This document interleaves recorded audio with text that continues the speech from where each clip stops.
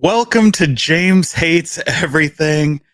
And boy, oh boy, is this show not going to start the way I anticipated this morning when I scheduled this.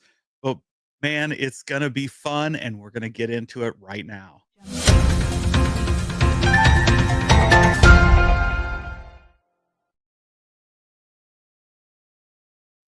All right, all right, all right. I hope everybody has had a great day. There's certainly been some interesting activity today. And so I wanted to talk about that. I know we have some guests in the chat that aren't normally here. I'm glad to have you guys here and eager to hear your opinions on this subject. Of course, one of those is the Rexer Show, who, as he so kindly pointed out, was the first to announce the rumors of a cease and desist. And thanks to a lot of the activities today that went on, guys, we now know the source and have a lot of questions around this rumor. And let's just start a couple things off, right? Rexer says here, he said, referring to me, I believe, that he didn't want to talk about this because it's a nothing burger. Is that what I said? Let's take a look. Let me make this here full screen a little bit, right? As soon as I find where I hid that. Yeah, there we go. Junk or a gold mine. We'll get into it. And of course, I've heard the rumors that spread around a little earlier this evening. In fact, not just too long ago, like 45 minutes, 30 minutes ago.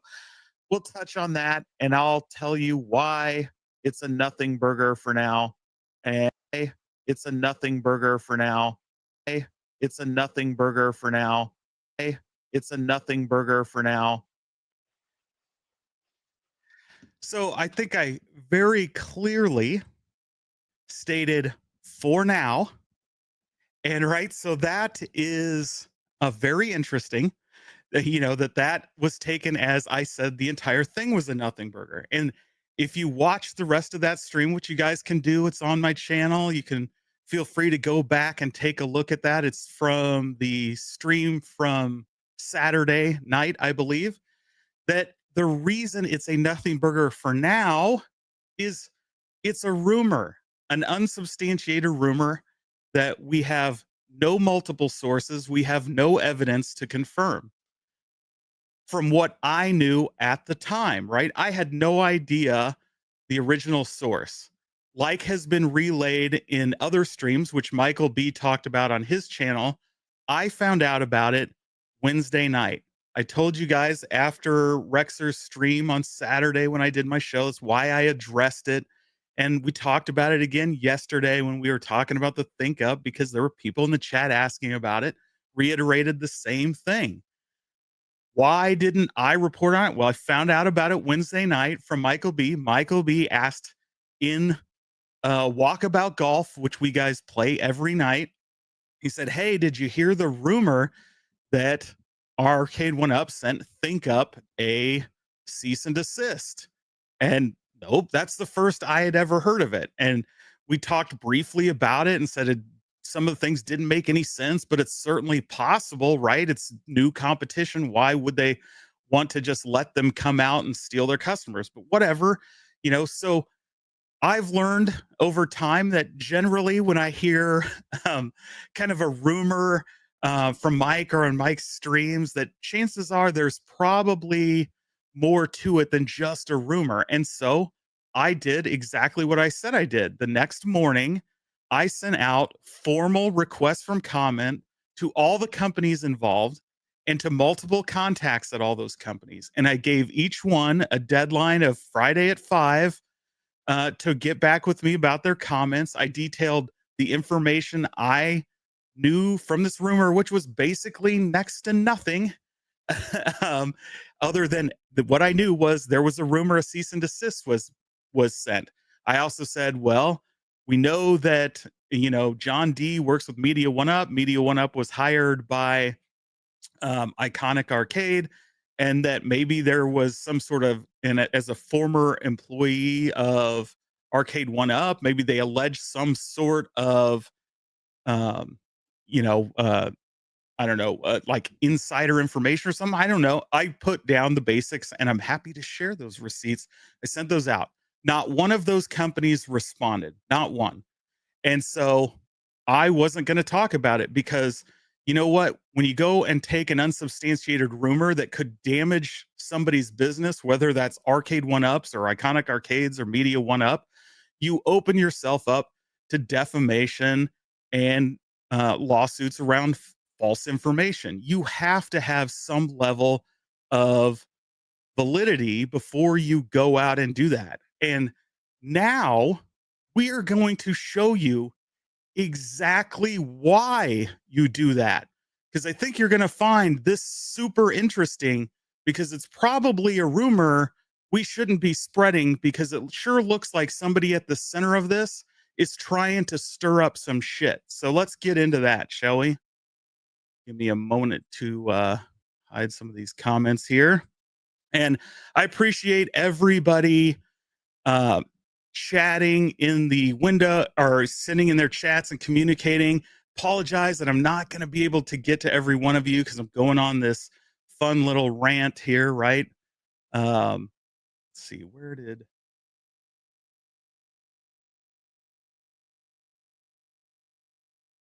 this go? So first thing we're going to do is take a look at an image from Michael B. As Michael B said in his video yesterday or his stream yesterday evening, he found out about this rumor from Stephen Haywood, aka Tech Buzz. And here is the chat in which Stephen told Michael B. I don't know what looks like they're talking about the crappy little classic SE edition from Arcade1up. And Stephen interjects in here, 1UP hit them with the cease and desist. And then they go on talking about the other thing. So that is where Stephen mentions it to Michael B. Well, Rexer comes in to the Discords today, into Michael B's Discord, to have a chat about this. And so we were kind of all eager, you know. Rexer got the information. We believe, and he still does. I mean, he said it in the chat here that he has more info, which is great. Can't wait to see his stream on the more info, because we were all kind of eager to hear, like, what are the details around this? Because all we know is Stephen told Michael, and Michael mentioned it to us in a in that walkabout chat. And this is the extent of the detail. Did you hear that they got hit with a cease and desist? So Rexer comes in. We think we're going to have this discussion. You know, no offense to Rexer, I get he's heated. He has a history with Michael B and others, and he came in hot. Immediately threw in a text of his own from Stephen, in which Stephen claims he never told Michael B that rumor, right? So here is that. So this is Rexer talking to Stephen. Rexer says, hey, so I said, you don't trust my source and you don't trust your friend Stephen. Good job, Mike.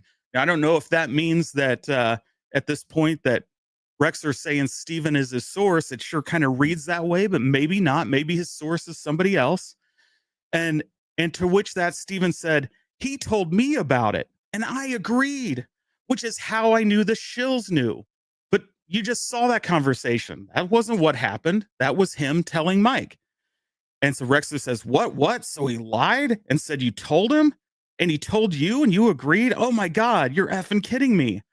And Stephen hears, oh, I'm blasting him now. And he's like, oh, sorry. Right. So is that what happened? Well, now we have Stephen Haywood having a discussion with Rexer, right? Denying that he told Michael B. But then what do we see? So Michael B reaches out to Stephen and he says, hey, did you say that I think this is from Michael B to Stephen. He says, yep, I told him. Uh, yes, I told him, you told me you knew about the cease and desist. Yeah. So this is Michael B. I think this Michael B saying, did you say that to him? And Steven says to Michael B, yeah, I told him, you told me you knew about the cease and desist. Told him that today. You and him were messaging me at the same time. And then Michael B says, I didn't. Go back and look at your messages, Steven. You told me. And Steven's like, well, I swear I thought you said, I know. Nope. And Steven says, okay, I just told Rexer that I misspoke. I thought you agreed you knew about it, not that it will do anything. So here, basically, Steven is like saying, oh, I misspoke. Sorry. And he went and told Rexer the truth that he's the one that told Michael B. Now, I have no idea if Steven actually did go uh, tell Rexer that. We don't have that, right? By this point, Rexer's bailed from the conversation because, when Michael B showed that picture of Steven telling him, he kind of just jumped ship, right? And so there's some allegation here that somehow we all knew about this when most of us found out. I think Michael B said he found out Tuesday night from Steven. I found out Wednesday night from Michael B, and that's the extent of it. Other people didn't even know. The only people that knew anything that there may have been a cease and desist may have been. So, right, this is where I'm going. We have Stephen Haywood telling both Rexer and Michael B that there's a cease and desist. Where did Stephen hear about this? Where did he get it? Right? He's telling Rexer one thing and Michael B another. Sure, seems weird. Like, I don't know what his motives are behind that. Whether it's an innocent mistake or purposeful, it's certainly sketchy that you would take opposite positions like that. So, I have a lot of respect for Steven, the channel that he's built over all these years, all the relationships he's built. So this is kind of crazy, but we clearly have where Rexer is basically saying that Steven was the source. Now, I know Rexer keeps saying, stop saying that, but your texts were right there. It's not blind. You said that. And so I know Michael B continued to dig on this and talk to Steven about it. And it appears Steven, the story I'm getting, or the way I understand it, is the story Steven got it from Adam Calvin. So I don't know if Adam's in the chat. He usually stops by. Adam's a nice guy. And my understanding is Adam said, no, he was opining on it and it was taken wrong, that possibly something could be going on. I don't know what the source is there. I don't know anything about that. All I know is that what it seems to be is it came from Steven. And as noted, Steven says, I'm going back and forth. I was talking to you both about it at the same time, right? That's what he says. I didn't make that up. That is exactly what Steven says in this thing. He said, I told him, you told me, blah, blah, blah. You and him were messaging me at the same time. So that seems to be like where the source was, right? You had, dang it. Sorry, I'm having trouble changing images here. You have this where Rexer says, you don't trust my source and you don't trust your friend Steven. Now, I read that, and maybe I'm reading it wrong, but that seems like you're talking about the same person. Your source is Steven. Maybe it's not. Maybe it's not. But either way, it's pretty clear that Steven was in the middle of both of these guys. And like I said, I don't know if it was innocent mistake or if it was trying to play them off each other to create drama or whatever, but it's totally sketchy. So I don't know if Steven got this from Adam. I don't know anything about that because there's nothing in there. What we do know is that shit was going on. And so this is why you don't report rumors, right? So if this is what happened and somebody is in here maliciously trying to play people off each other, and I'm not saying that's what Steven did. I'm saying that's kind of what it looks like. But it could be an innocent mistake. Hopefully Steven will come out and address it. But it sure seems like that. And so when you don't have a corroborated source, you don't have evidence, all you have is one person telling two different people this, based on nothing with no evidence, no other sources, then that's shady as shit. And Rexer's saying we got the facts wrong. That's great. Put out the facts. This is all we know. This is all the information we've been given. You know, came from Steven and then what you put on your show. So if there's more facts, be by all means, go get the views, go post the video. We'll talk about it when you've got some facts. Right now, all we have is a rumor. We have no idea what's alleged. We have no idea if it's real. And yeah, it's reckless and dangerous to talk about it because you could legitimately damage a company with false accusations. And let me tell you, if I was that company owner and some YouTuber put out a fake rumor about it and it got a bunch of people to cancel orders or dropped sales on my product, or my product went from selling X amount per day to not moving at all, jeopardizing whether we can even release the product. And I don't know if any of that's happening. I'm just playing hypotheticals here. You don't think if my company fails as a result of that, that I wouldn't file a lawsuit against the YouTuber making that claim, especially if they can't substantiate it with any evidence or any active, basic journalism standards? That's why you don't just go blab about a rumor that you can't confirm, and why none of us went out and did that. Again, you're talking about a couple people and it was less than a week. We're talking like 3 days. But Rexer did bring it up. So Rexer put it out there. And so then, I know Michael B did a stream. I addressed the basics of just like, hey, why I haven't addressed it in a couple videos. I was asked after Rexer asked his fans to go out to different people's streams and go out there and say, why are you hiding this? I explained it's not hiding. We don't report on unsubstantiated rumors. We need corroborating facts. And I told people what I did to get those facts, and it didn't work. There was no other facts, right? So Michael B did his video. He explained his part of the story, commenting on the rumored cease and desist since Rexer put it out there. And then Bill's retro gaming show, he did a video this morning. Good stuff. All discussing what was put out there by Rexer, right? All good. Congrats to Rexer for putting that out there. I hope he says he does. So I take him at his word that he has more evidence corroborating the story. That's great. Because if that's true, put it out there, do the reporting and let's get it out to people. But if it's not, that's a dangerous place to be in. And it's not a place anybody that's going to act responsibly is going to do. But now that it's out there, and after watching Messiah and She-Lion stream, so they did a stream yesterday talking about the apparent riser in the classic SE video that Arcade1up deleted. It was pretty interesting. They were discussing, the validity. Does Arcade1up have patents, things like that? And so I started, I never actually looked up Arcade1up's patents.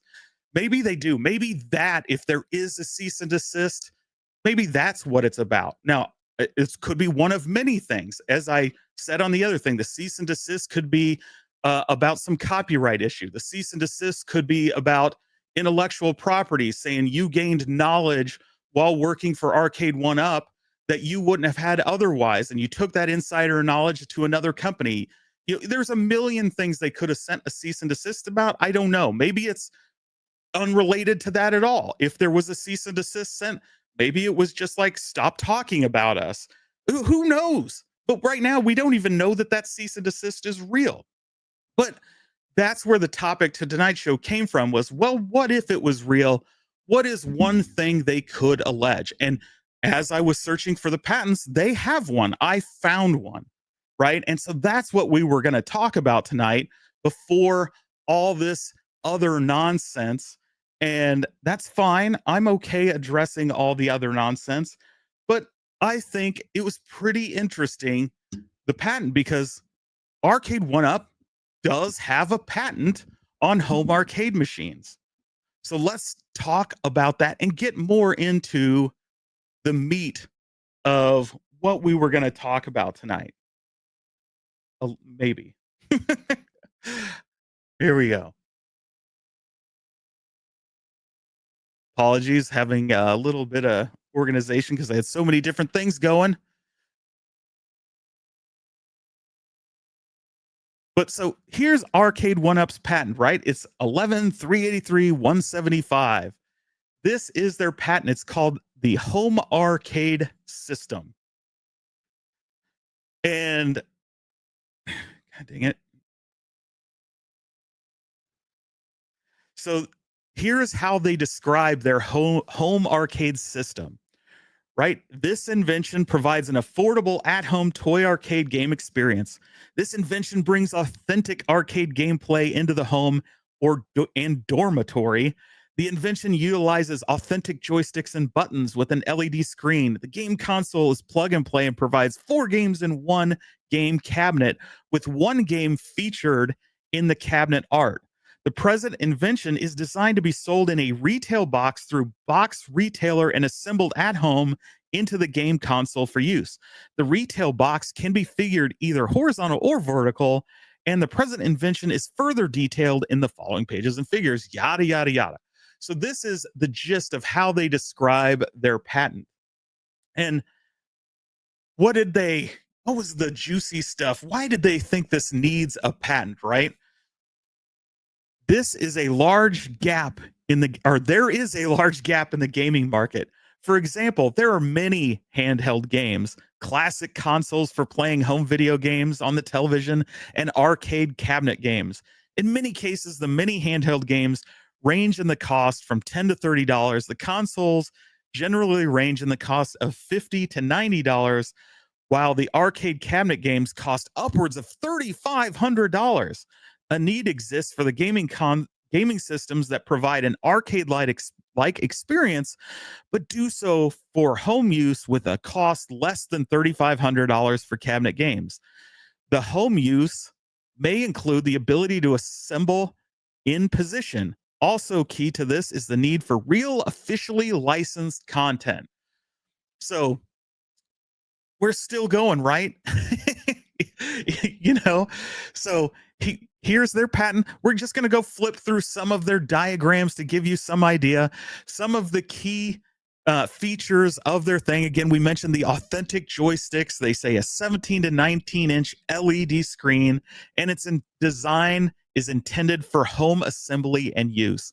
Of course, there you see the shark fin cabinet that we all know and love.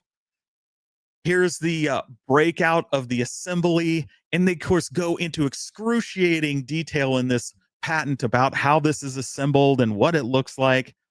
Here's more mock-ups of the physical unit being assembled. Here's a sample box in that vertical and horizontal form.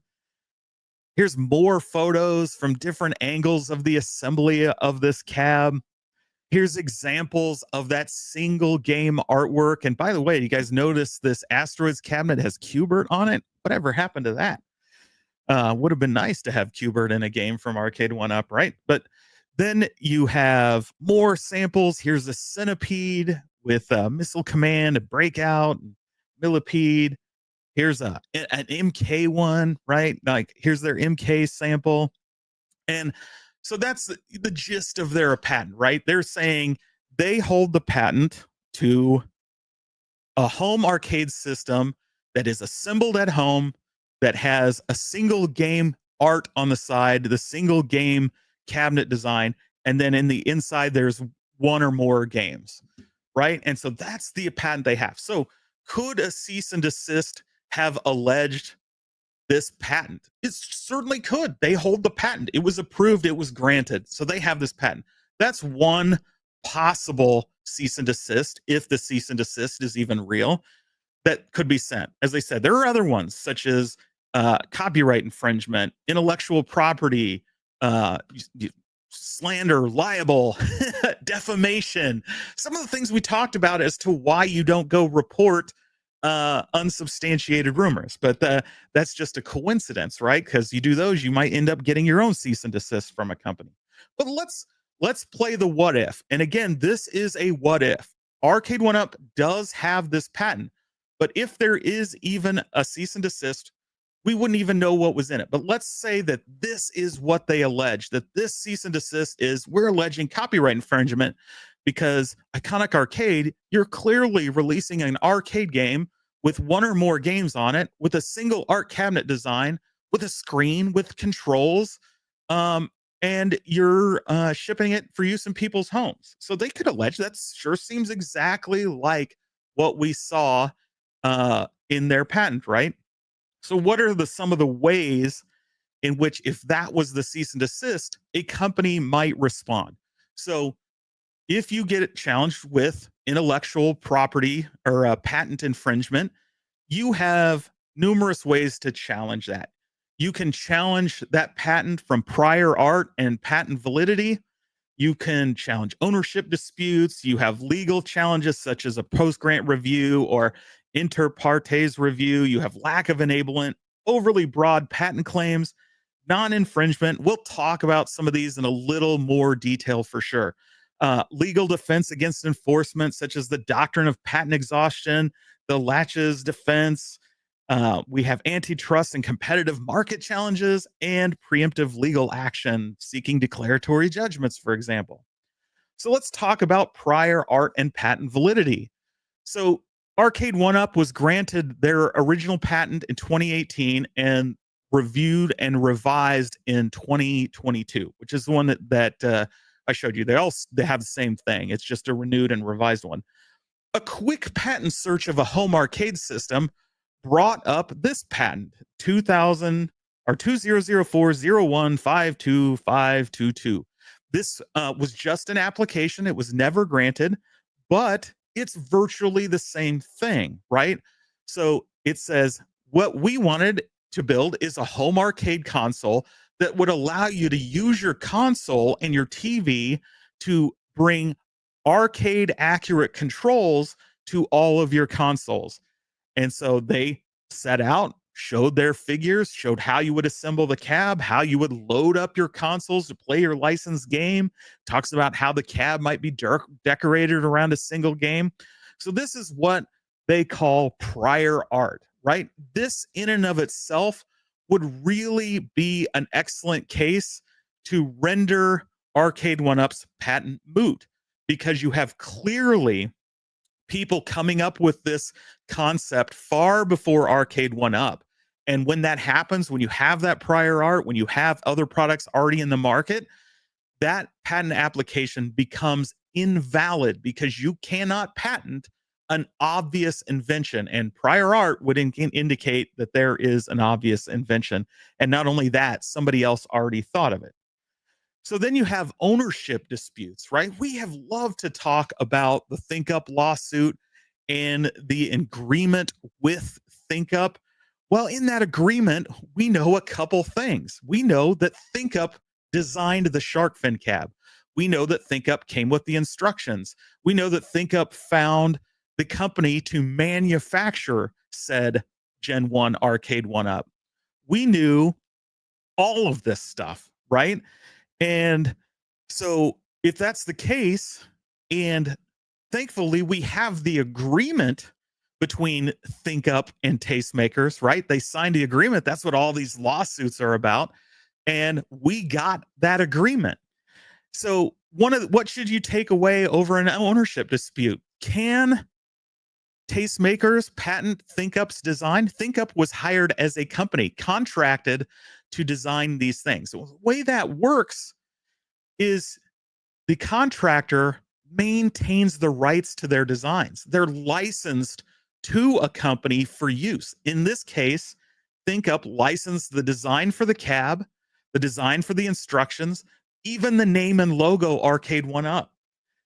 And so the only way that ThinkUp releases their rights, their own ability to patent said product, would be if that contract contains provisions specifically transferring those rights to Tastemakers.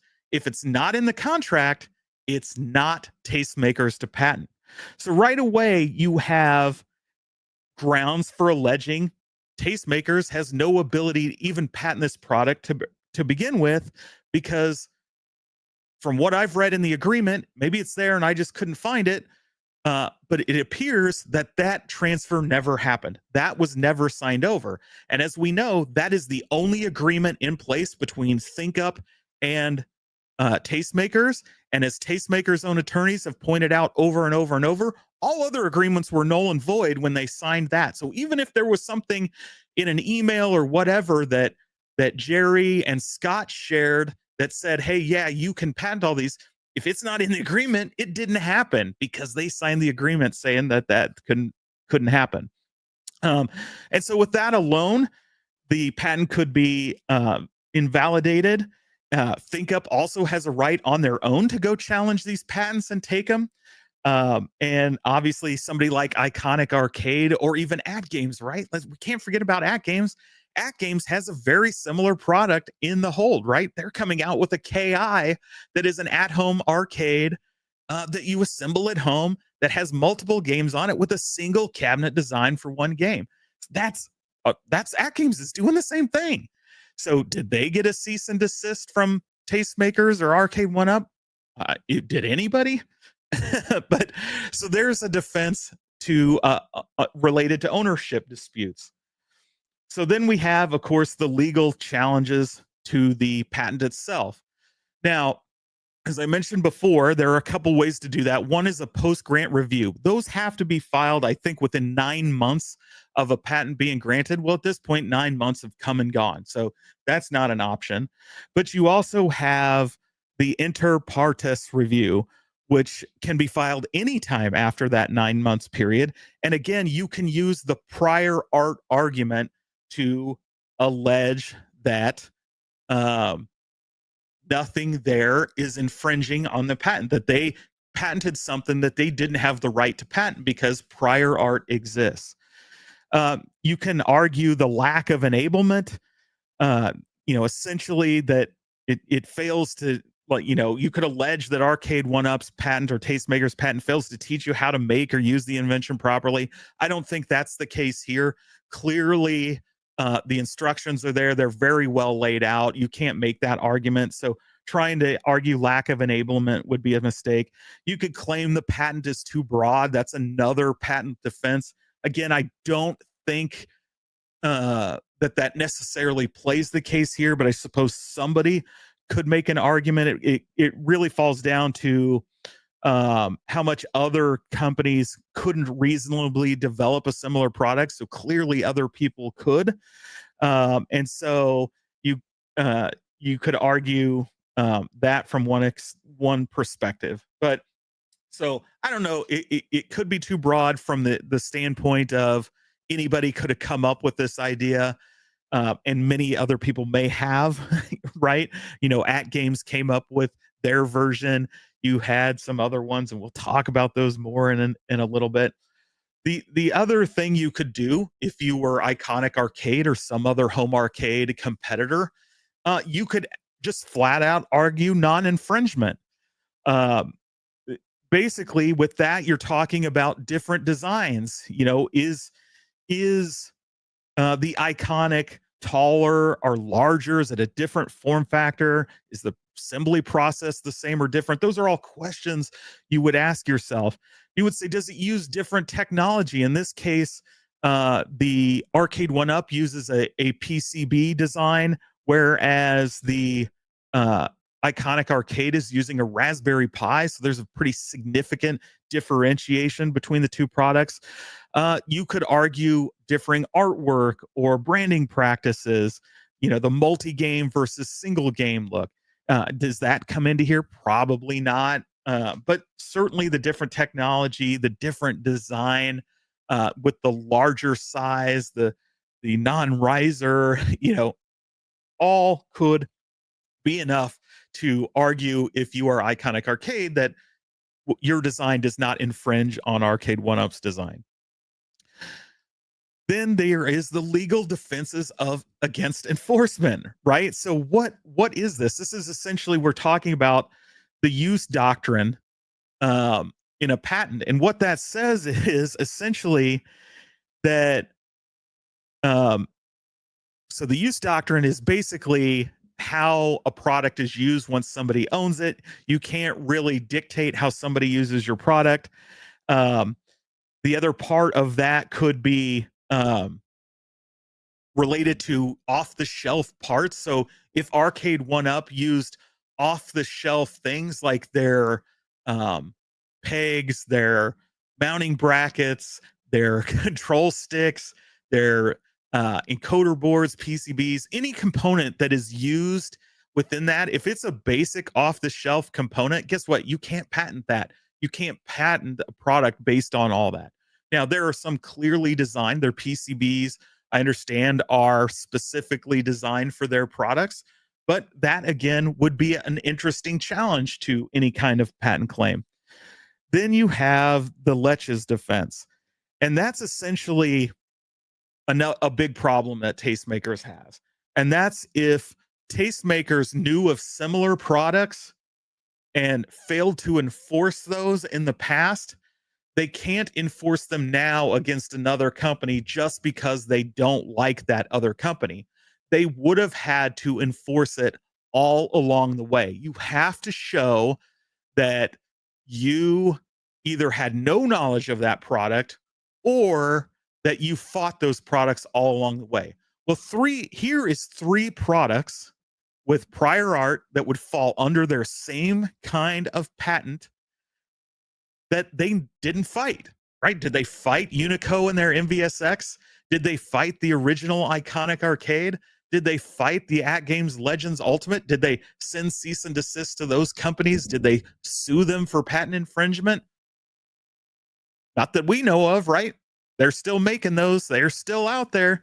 So that seems like another valid defense if indeed this cease and desist exists, and if indeed the cease and desist is regarding to patents, that's another possible defense. Uh, Here's an unlikely one, but it's certainly an interesting one: antitrust and market competition challenges. And you can guess what this goes to. It's basically uh, goes to the whether Tastemakers is aggressively enforcing their patent in order to squeeze out any competition. They could claim antitrust, but as we know, they didn't really enforce their patents on anybody. So I don't know that you could go out there and argue antitrust, but that is an option, a defense option that companies have when receiving something similar. I don't think it plays in this case, but we got to cover our bases here. Lastly, we have preemptive legal action, and this is an important one. So with preemptive legal action, what Iconic Arcade could do, again, making a lot of assumptions. This is all for entertainment purposes, says in the description. you know, I'm not a lawyer. I might play one on YouTube, but I'm not a lawyer. If you want real legal advice, you should contact an attorney. What we're doing here is educational and entertainment purposes only. But preemptive legal action, we've talked now about all the ways a company can fight a cease and desist related to patents, or even file a patent infringement lawsuit. Those are the recognized defenses that companies have to defend themselves. Well, they can also be good offenses, right? So let's say they did get a cease and desist. Well, the company's response could be to sue Arcade1up before Arcade1up sues them. And in that suit, they can say, hey, they hold this patent. This patent is invalid for all these reasons. And then they list their reasons that they think they have grounds to. They file that suit. And then as suits go, the companies file their motions, they have their hearings, and then they go back and forth. But it puts Iconic Arcade in the driver's seat as opposed to waiting for Arcade1up to act on them, or Tastemakers in this case. But again, since we don't even know if any of this is real, and there are certainly questions on the validity of this so-called cease and desist, uh, you know, I'm not going to go out there and say that it's real. But since it's been put out there, we can ideate on what one might look like and use it as a great educational opportunity for how some of these patent things work, how you can fight a patent, protect your patent. And honestly, it's a great example of how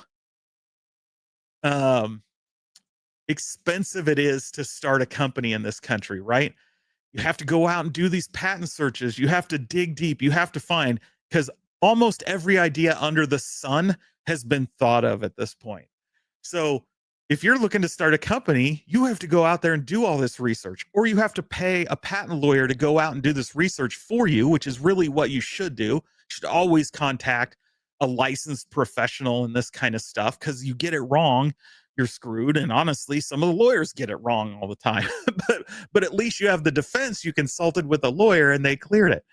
Then you have to go and protect your things. So let's say you don't find a patent. Well, then you probably need to file one to keep another company from stealing it, right? So we've talked about in the past ad nauseum here, Arcade1up stealing the design of Glenn's Tron joystick, right? And had that been patented, then he could have just sued the crap out of him. We talked about the apparent riser gate, and of course, G.I. Joel has never made claims that he invented the riserless. He just came up with it for himself, and then other people asked for it, and he sold them. He never claimed to go out and design it and do patent searches and do all these other things. But we all know Joel. He's the only one we know that was selling inline risers. So when we see one pop up in a video, of course we talk about it. You have the evidence there of the video, the image of the inline riser, and we have G.I. Joel, who's the only company we know at the time selling an inline riser. Now there are a few more doing it. And so, of course, people equated the two. Did they spend a ton of time talking about it, as some people would have you believe? I don't think so. I think it was mentioned on a 5-minute video of P-Dubs. I think Michael B mentioned it in a 5 or 10-minute video, and I believe it was touched on in Super Game Room Dudes. Aside from that, it was also touched on an Arcades Anonymous stream for a little bit. Aside from that, it was not really that big a deal. Nobody went nuts. It was just more proof that Arcade1up was doing what they've done for years, whether that's stealing coin door designs or stealing Glenn's Tron stick, or and it's not really stealing, right? It's, I guess, being borrowed. Glenn's is probably straight up stealing, but the other ones are more like just seeing what modding communities were doing and incorporating that into their designs. And that's exactly the position G.I. Joel took. Like, hey, it's not like it's something I patented and own. It's not, he doesn't even know if he was the first person to think of it, because, people have been modding this stuff for a long time. There's lots of other people selling risers, right? There were risers for risers. There's risers for the MVSX. Those stuff have been around for years. So it's just, everybody knew that, because everybody knows G.I. Joel, and everybody knows that G.I. Joel's a great guy, and he's a guy that's, trying to build his own business. And here it is yet again, Arcade1up, going after somebody's business. And so, we all are like very frustrated with Arcade1up. They haven't made anything new in over 2 years when it comes to new games and licenses and IPs. And with the latest releases, it seems like they're going backwards, back to 2019 Arcade1up or 2018 Arcade1up. That's frustrating people. And at the same time they're doing that, now they're seeing it yet again. They're borrowing from other people. And so, yeah, people talked about it because they were a little pissed about it, right? They're very frustrated with Arcade1up. But you know what? I bet you if Arcade1up released another new cab next week, a real one, a new deluxe with a new IP, suddenly people would be excited again, because you know what? It's not about the company.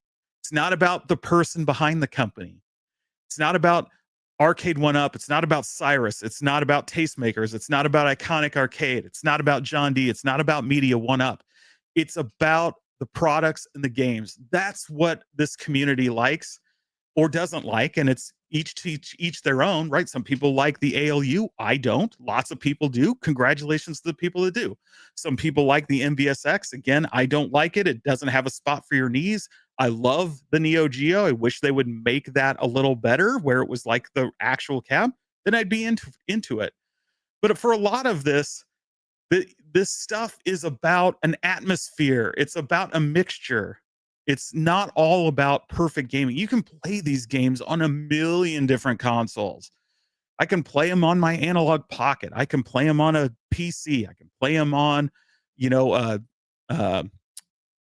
Pandora's box. I can play them on a million trillion Ambernicks, a million trillion different devices in a million trillion different ways, all simulating it. But as of right now, there's really only a couple companies that are giving us that plus the aesthetics of a replica. Whether you think it's a good replica or not, they're there. And so it gives you the illusion of an arcade in your home. They're lightweight, they're easy to move around. There's a reason they've sold over 4 million of these things, right? They're small, they're affordable, they look the part, they sound the part, they play good enough. And so for a lot of people, they like it, right? There's quality, like Glenn's Build-A-Cade FU. A lot of us want to get that. We're ready, raring, ready, and waiting for the Kickstarter to go live.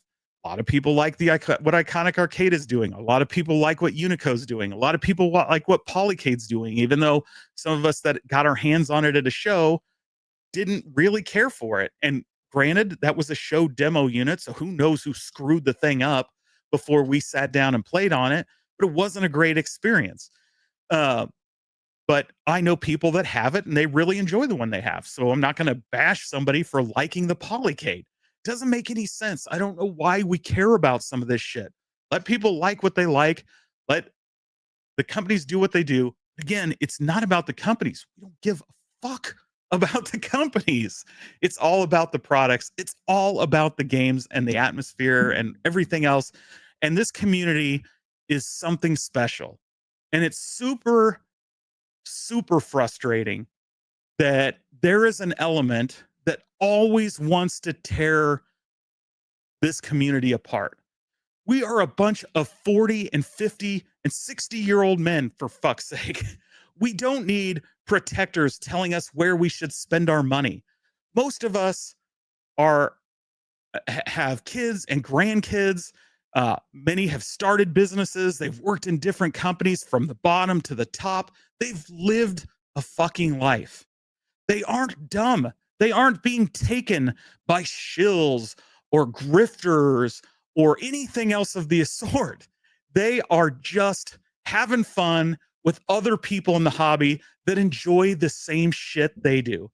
They like geeking out over the same things. They like having discussions and debates about things they don't agree on. These are all things. This is what makes this community great, is that all these people can do together.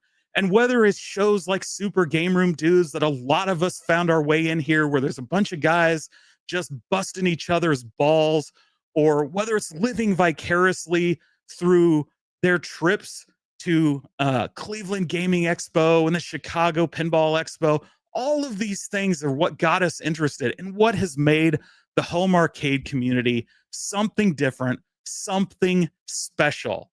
You don't see this in other places. Yes, they have their other communities, retro gaming communities. They have their popular channels. They have the people that bash the popular channels, but they don't have the community like we have in this space. They really don't. Like, some of the creators all hang out each other and they have their fans. I'm big fans of some of those channels.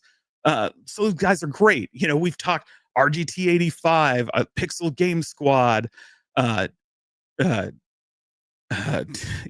a blank on all these guys, but like Metal Jesus and John Hancock, and there's just so many people. Retro Rick, you know, Caleb, Phoenix Resale. Here in Kansas City, I have Nerd Nation. He's getting ready to open up a comic book or his own video game store not too far from me. And all these YouTubers are coming in. But you know what none of them do? None of them all hang out together multiple times a week, every week, and talk about their hobby. They might watch their channels. They might drop a chat in there, but none of them are like this community. And it's something fucking special, whether you like it or not. It's special, and we shouldn't be shitting on it. And so I've said my piece. We've talked about what ifs. We've addressed the fact of why you don't talk about rumors without having some evidence, because whether that happened in this case or not, it would not be hard for somebody to come in, pit people against each other, for the purposes of damaging another company. And I'm not saying that's what Steven did. It could be absolutely an innocent mistake on his part. I don't want to attribute to malice, which could just be attributed to a mistake, but it's easy for somebody to do that. And when you fall for that, you open yourself up to all kinds of legal trouble. And that's all I got to say about it. So again, I don't know how long I've been ranting and raving, and I know you guys have been chatting away, and I really, really appreciate it. I hope you've had fun. You probably agree. Some of you will agree with me. Some of you will disagree with me, but you know what we can all agree on? We love video games, and whatever gets you to play one of these games is a win in my book.